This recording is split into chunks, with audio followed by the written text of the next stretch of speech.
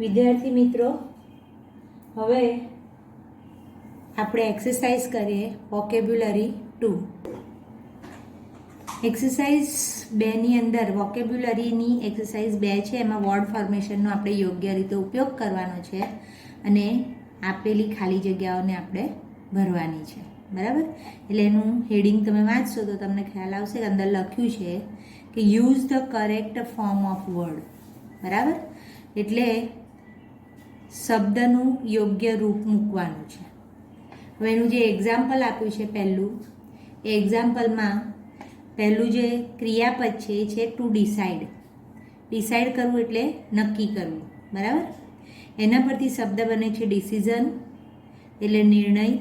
એ noun કહેવાય. SION પ્રત્યય લાગ્યો છે. બરાબર?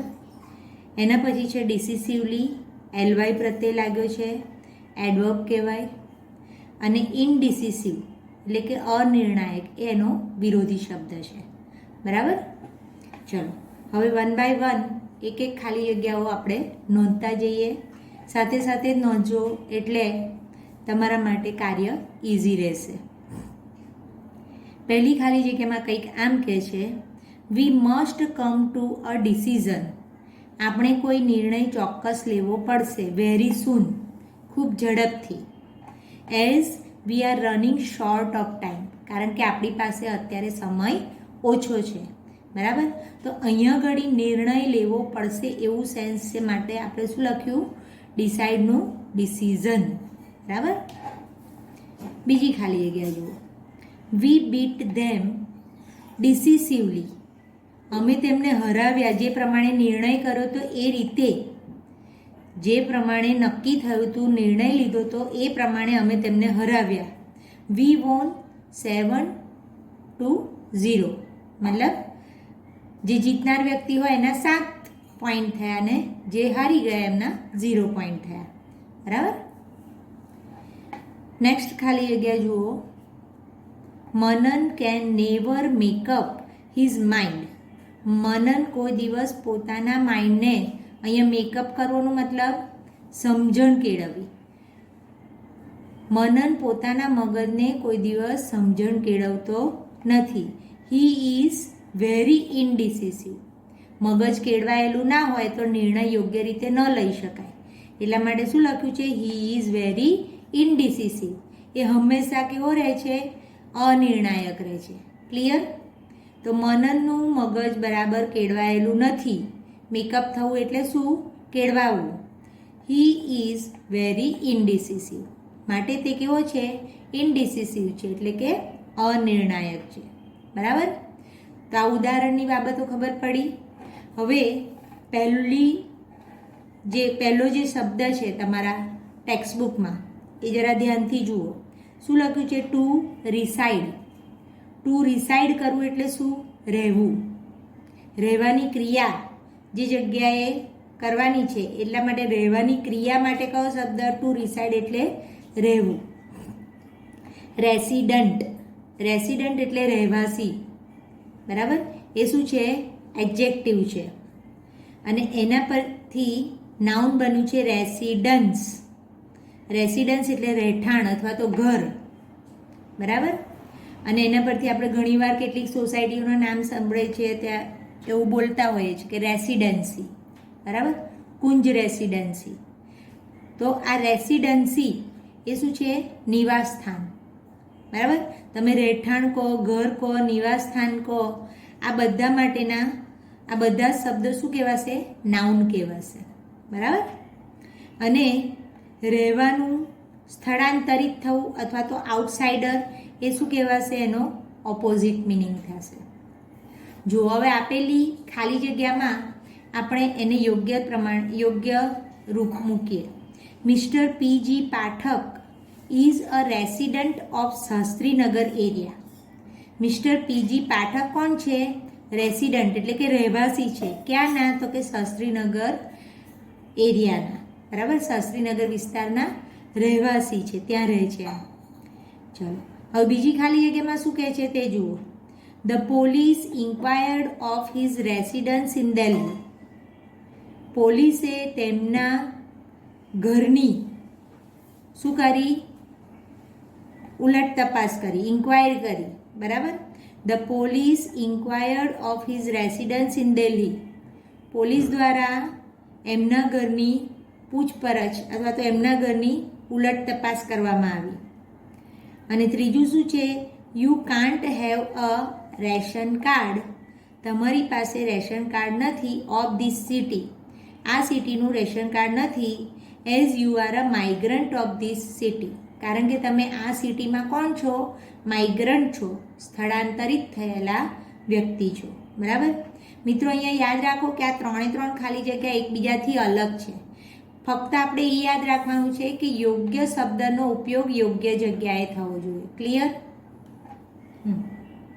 હું બીજું બનાવીશ. ચલો હવે બીજો શબ્દ જોઈએ. સ્ટ્રોંગ. સ્ટ્રોંગ એટલે મજબૂત અથવા તો ખડતલ, બરાબર. તો એ શું કહેવાશે? વિશેષણ કહેવાશે, માટે એડજેક્ટિવ કહેવાય. એના પરથી જ જે ક્રિયાપદ છે એ ક્રિયાપદ કયું છે? ટુ સ્ટ્રેન્ધન. ટુ સ્ટ્રેન્ધનનું સ્ટ્રોંગ બન્યું વિશેષણ. ટુ સ્ટ્રેન્ધનનો મતલબ થાય તાકાતવાળું અથવા તો મજબૂતાઈવાળું. એ શું છે? વર્બ છે.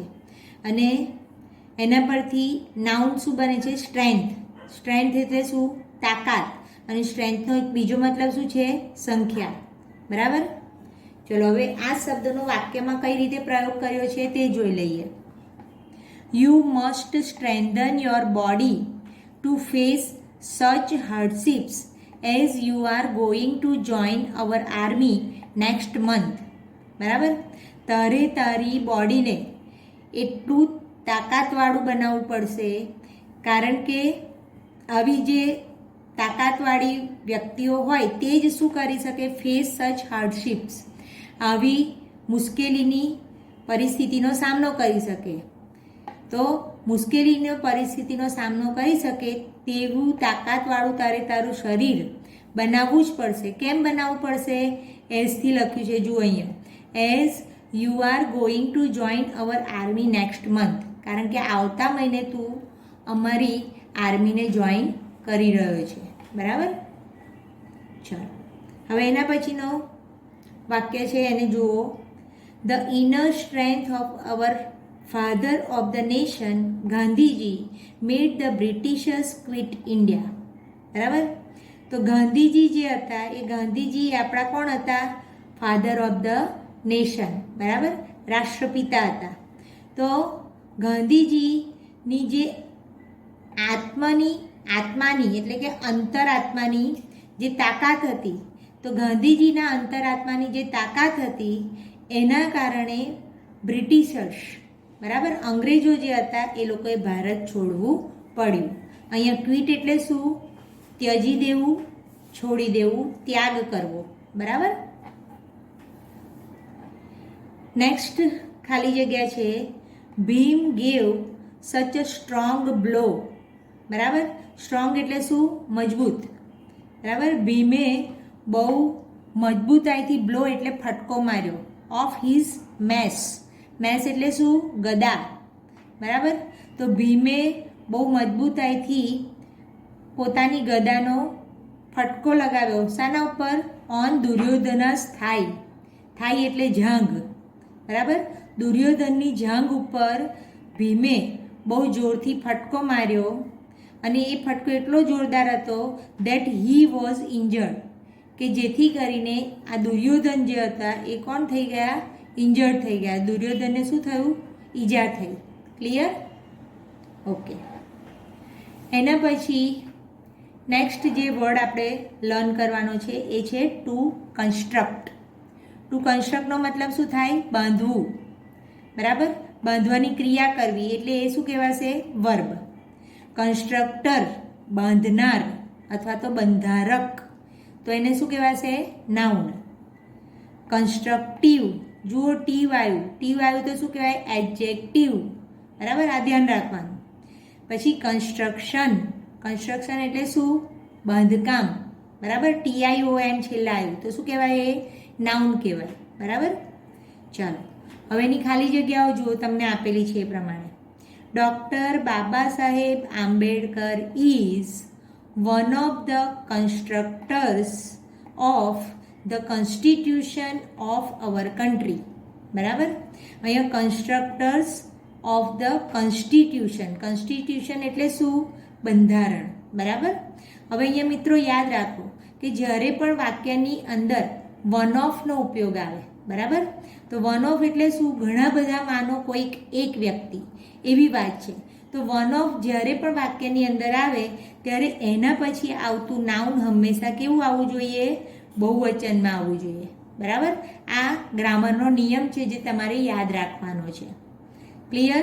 તો આ વાક્યમાં શું કહેવા માંગે છે કે doctor Baba Saheb Ambedkar is one of the constructors. તો ડૉક્ટર બાબા સાહેબ આંબેડકર કોન્સ્ટિટ્યુશન એટલે કે બંધારણ ઘડનારા જે લોકો હતા એમાંના એક વ્યક્તિ હતા. Of the constitution of our country. Bharat દેશનું જે બંધારણ થયું એમાં કોઈ એક વ્યક્તિએ થોડું કંઈ રચનાત્મક કાર્ય કર્યું હતું, એમાં ઘણા બધાએ કાર્ય કર્યું હતું, પણ બાબા સાહેબનો મોટો ફાળો હતો. એટલે અહીંયા ઘડી બહુવચન આવશે, એ તમારે ધ્યાનમાં રાખવાનું છે. ક્લિયર?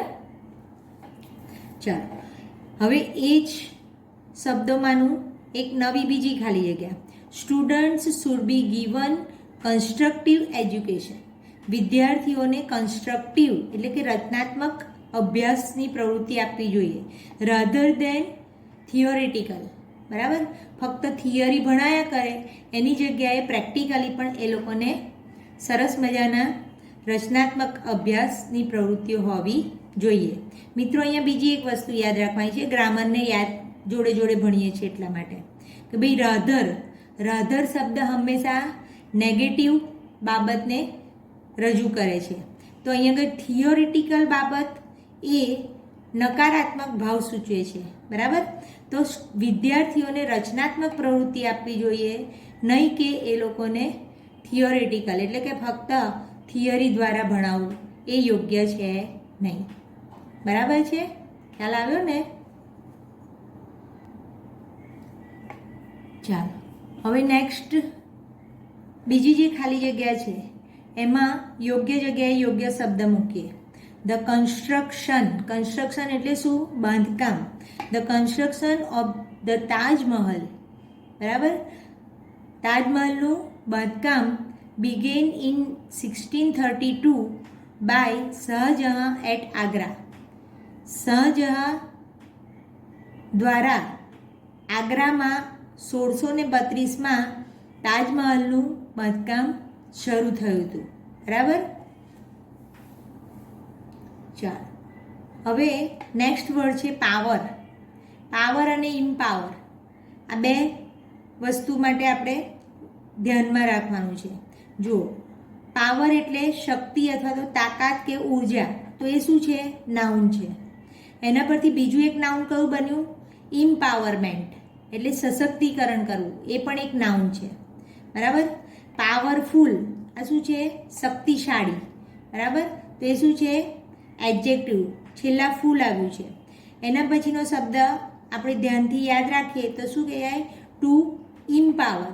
ટુ ઇમ્પાવરનો મતલબ શું થાય? સશક્ત કરવું. કોઈ ક્રિયા કરવાની બાબત છે તો આને શું કહેવાશે? વર્બ. બરાબર. સામાન્ય રીતે ક્રિયાપદ હોય ને મિત્રો, એ ક્રિયાપદનું મોટા ભાગે ક વાળું રૂપ બનતું હોય. બરાબર. સશક્ત કરવું, બાંધવું, લખવું, આવું જે કંઈ પણ આપણે બોલતા હોઈએ એ બધા માટે મોટા ભાગે જ્યારે ક્રિયાપદ હોય તો ક્રિયાપદનું કયું રૂપ બને? ક વાળું રૂપ બને. એ તમારે ધ્યાન રાખવાનું. ચાલો, હવે આ શબ્દોનો વાક્યમાં પ્રયોગ કઈ રીતે થાય છે તે જુઓ. Our government is trying its best for woman empowerment. આપણી સરકાર પોતાનો બેસ્ટ પ્રયત્ન કરે છે સ્ત્રી સશક્તિકરણ માટે. In every walk of life. In every walk of life એટલે શું? જીવનના દરેક ક્ષેત્રની અંદર. બરાબર. અહીંયા આગળ વોકનો મતલબ ચાલવું એવું નથી લેવાનું. ઇન એવરી વોક ઓફ લાઈફનો મતલબ થાય જીવનના દરેક ક્ષેત્રની અંદર. આ એક પ્રકારનું ફ્રેઝ છે, તમારે યાદ રાખવાનું. બરાબર. ચાલો, એના પછીની ખાલી જગ્યામાં શું કહે છે? ડોન્ટ યુ થિંક, શું તમને નથી લાગતું that India need some powerful leaders, like Sardar Patel nowadays. શું તમને એમ નથી લાગતું કે આજકાલ અત્યારના સમય પ્રમાણે સરદાર પટેલ જેવા કોઈ પાવરફુલ લીડરની ભારત દેશને જરૂર છે? બરાબર, આ એક પ્રશ્ન રચના છે.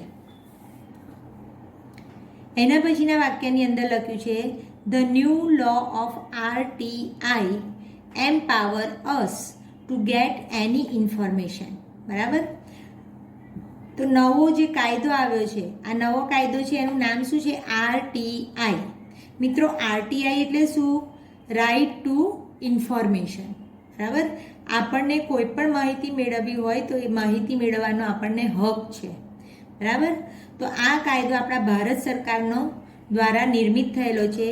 This law was passed by parliament on 15th June 2005 and was came fully into force on 12th October 2005. બરાબર, ઇનેક્ટેડ બાય કોણ? Parliament of India. ભારત સરકાર દ્વારા આ કાયદો રચવામાં આવ્યો છે. બરાબર, ઇનેક્ટેડ કરવું એટલે શું? કાયદાનું રચવાનું, કાર્ય કરવું. જુઓ અહીંયા શું લખ્યું છે? The new law of RTI empowers. એમ્પાવરનો મતલબ શું થાય? સશક્ત કરવું. Us to get any information. આજકાલ આપણે કોઈ પણ ઇન્ફોર્મેશન મેળવવી હોય તો એ ઇન્ફોર્મેશન મેળવવા માટે આપણે એના હકદાર છીએ.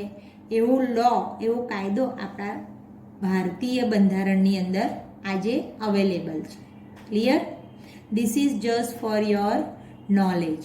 ઓકે, આ બધું ખબર પડી તમને આગળ? પાવર ને ઇમ્પાવર ને પાવરમેન્ટ ને ઇમ્પાવરમેન્ટ બધું?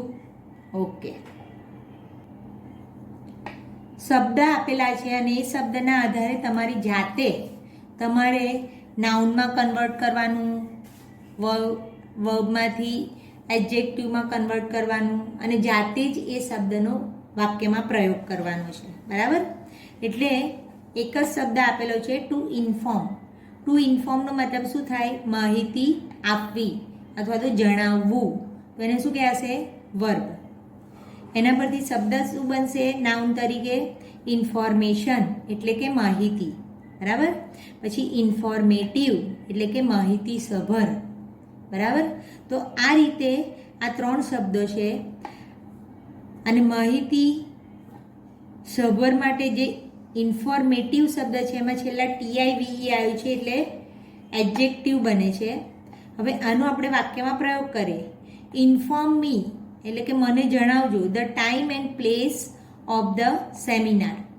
કોઈ વ્યક્તિ કોઈકની સાથે વાત કરતું હોય તો કે મને જરા સેમિનારનો સમય અને જગ્યા જણાવજો.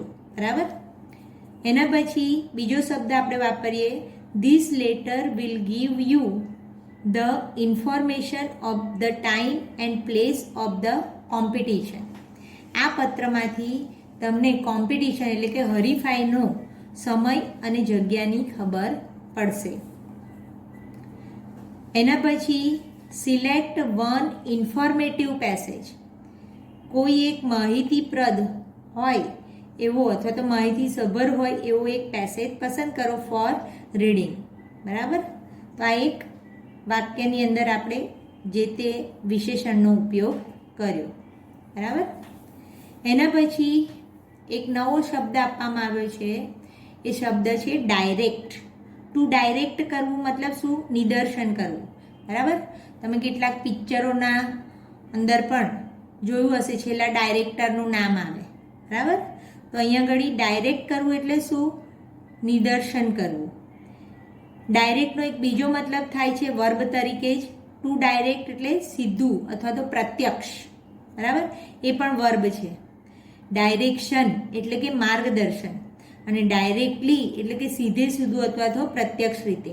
આ શું કહેવાશે? LY પ્રત્યય લાગ્યો છે એટલે એડવર્બ કહેવાશે. બરાબર, this is a direct way of reaching Mussoorie. Mussoorie જવાનો આ સીધો રસ્તો છે. બરાબર, તો અહીંયા આગળ ડાયરેક્ટ મતલબ શું થાય છે? સીધું, એ સેન્સમાં છે. એના પછી I want your direction. I want your direction અથવા તો ડાયરેક્શન. હવે ડિરેક્શન વધારે યોગ્ય રહેશે. I want your direction for my further study. મારા આગામી અથવા તો આગળના અભ્યાસ માટે મારે તમારું માર્ગદર્શન જોઈએ છે. Monitor is directly responsible to the class discipline. બરાબર, કોઈ વિદ્યાર્થીને મોનિટર બનાવવામાં આવ્યા હોય તો એ સૌથી પહેલાં રિસ્પોન્સિબલ બને શાના માટે? ક્લાસ ડિસિપ્લિન માટે. જે વિદ્યાર્થી ક્લાસ ડિસિપ્લિનમાં ન હોય તો એને મોનિટર બનાવી શકાતો નથી. માટે monitor is directly responsible to the class discipline. Clear? ખ્યાલ આવશે ને તમને? ચાલો મિત્રો, હવે એનાથી આગળ જોઈ લઈએ આપણે. 7મો શબ્દ તો અંદર જે આપેલો છે એ બ્યુટી વિશેનો આપેલો છે. બરાબર, એનું વર્બ બનાવવું હોય તો શું થાય? Two beautify. ટુ બ્યુટીફાઈ એટલે શું? સૌંદર્ય વધારવું, વર્બ કહેવાય. બ્યુટી માટે સૌંદર્ય અથવા તો સુંદરતા એ શું છે? નાઉન છે. એના પછી બ્યુટીફુલ એ શું કહેવાશે? સુંદર. એ શું કહેવાશે? ફૂલ આપ્યું છે છેલ્લા એટલે એડજેક્ટિવ કહેવાશે. અને બ્યુટીફુલી એ સુંદર રીતે. બરાબર, તો એ શું કહેવાશે? એડવર્બ કહેવાશે. હવે આ બધા શબ્દોનો આપણે વાક્યમાં પ્રયોગ કરીએ. Enjoy the beauty of nature. હંમેશા વ્યક્તિએ નેચર એટલે કે કુદરતની બ્યુટીને એન્જોય કરવી જોઈએ, નહીં કે એને નુકસાન પહોંચાડવાનું. બરાબર. What a beautiful flower this is. કેવું સુંદર આ ફૂલ છે. બરાબર. અને નવું વાક્ય આ શબ્દ માટેનું આપણે જોઈએ તો Ranjan beautifully decorated her house. Ranjan પોતાનું ઘર બહુ સુંદર રીતે ડેકોરેટ કરે છે. બરાબર. તો એ સેન્સની અંદર બ્યુટીફુલી શબ્દનો આપણે ઉપયોગ કર્યો છે. ક્લિયર? તો આ રીતે તમારી વર્ડ ફોર્મેશનની એક પ્રકારની એક્સરસાઇઝ વોકેબ્યુલરી 2ની કમ્પ્લીટ થાય છે. હવે નેક્સ્ટ જે છે એ પણ વર્ડ ફોર્મ જ છે, પણ યોગ્ય ખાલી જગ્યા માટે વાક્યના અર્થ અને ભાવાર્થ પ્રમાણે તમારે યોગ્ય શબ્દ મૂકવાનો છે. એના માટે વર્ડ ફોર્મ યોગ્ય ખાલી જગ્યા માટે યોગ્ય શબ્દ લખો. એ પ્રકારની વોકેબ્યુલરી 3ની એક્સરસાઇઝ છે. જુઓ એમાં વોકેબ્યુલરી 3માં શું કહે છે? Select the proper word form. બરાબર. પહેલી ખાલી જગ્યા છે Arzoo wanted a job of an officer. આરજુને ઓફિસર તરીકેની જોબ મેળવવી છે. So she applied for the job. બરાબર. હજી જોબ મળી નથી ગઈ, જોબ મેળવવાની છે એને માટે શું કરવાનું છે? અપ્લાય, અરજી કરવાની હોય છે. બરાબર. તો વર્કડ ક્યારે આવે? જ્યારે ઓલરેડી જોબ હોય અને એ કામ કરતા હોય તે જે તે સંસ્થામાં, તો વર્કડ આવે. પરંતુ હજી તો મેળવવાની છે ઈચ્છા. બરાબર. Wanted a job of an officer. ઓફિસરની જોબ મેળવવી છે માટે જવાબ ખાલી જગ્યામાં શું આવશે? એપ્લાઇડ આવશે. બીજી ખાલી જગ્યા છે એમાં છે અવર સોસાયટી પુલ્ડ ઇન. બરાબર. પાઠની અંદર આપણે પુલ્ડ ઇન એટલે ભેગું કરવું એવું ભણી ચૂક્યા છે. Our society pulled in ₹3,50,000 for relief fund. બરાબર. તો અમારી સોસાયટીએ ભેગો કર્યો છે, હજી આપવાની ક્રિયા થઈ નથી. બરાબર. Our society pulled in ₹3,50,000 for relief fund. Okay.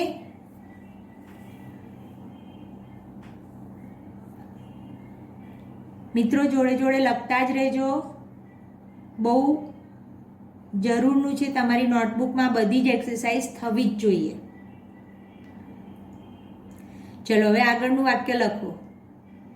Anandnagar has no electricity, so the GEB is going to establish mini grid there. બરાબર. આપણને ખબર છે મિત્રો કે આપણે મિની ગ્રીડનો શબ્દ એટલે વીજ પ્રવાહ કહેવાય.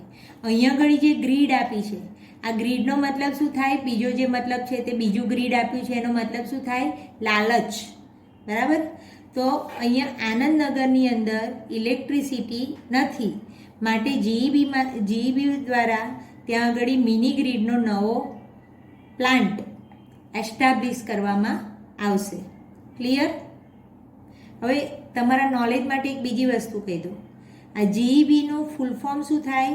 Gujarat electric board. બરાબર? એવી રીતે મહારાષ્ટ્રમાં હોય તો શું આવે? MEB આવે. ખ્યાલ આવે છે? આ જરા ધ્યાન રાખવાનું. રાજસ્થાનમાં શું આવે? તો શું આવે? REB. તો ઇલેક્ટ્રિક બોર્ડ પાછળનું એવું ને એવું જ રહેશે. તો ગુજરાત ઇલેક્ટ્રિક બોર્ડ એ જીઈબી જે છે એ જ્યારે બીજા સ્ટેટ એટલે દરેક સ્ટેટ પ્રમાણે આ બોર્ડ એનું નામ એના પહેલાં જે ઇનિશિયલ મૂળાક્ષર હોય છે એ ચેન્જ થતા હોય છે. એ ખાલી નોલેજ માટે. બરાબર? ચલો એના પછી નવી ખાલી જગ્યામાં શું કહે છે? The Lok Sansar launched a new scheme. બરાબર? Of flat. લોક સંસાર નામનું જે સંસ્થા છે એમના દ્વારા લોન્ચ કરવામાં આવી છે, એટલે કે નવી શરૂ કરવામાં આવી છે. અ ન્યૂ સ્કીમ ઓફ ફ્લેટ. ફ્લેટની નવી સ્કીમ શરૂ કરવામાં આવી છે. બરાબર? અહીંયા ડિક્લેર એટલે જાહેર કર્યું છે એ સેન્સમાં આવશે નહીં. ઓકે? તો અહીંયા તમારી વોકેબ્યુલરી 2 અને વોકેબ્યુલરી 3 કમ્પ્લીટ કરી આપણે.